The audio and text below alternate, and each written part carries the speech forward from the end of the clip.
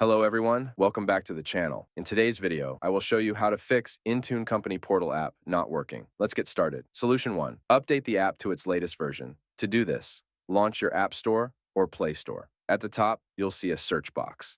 Type in the app name Intune Company Portal and search for it.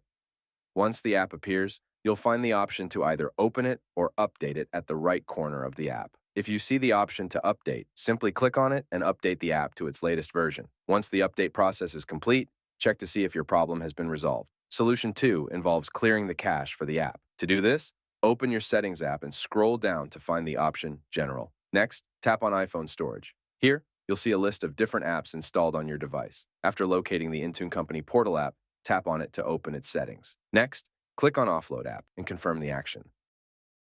Once the app has been offloaded, tap on Reinstall app to reinstall it.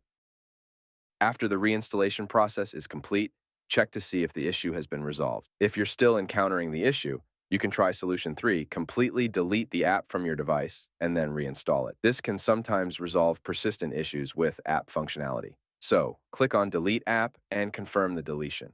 Once you've removed the app from your device, close the settings. Then, launch your Play Store or App Store again. Now, search for the app Intune Company Portal, and once it appears, install it again. By following these solutions, you should be able to resolve the issue with the Intune Company Portal not working. That's how you can fix it. If you found this video helpful, please consider liking and subscribing to our channel. Thank you for watching.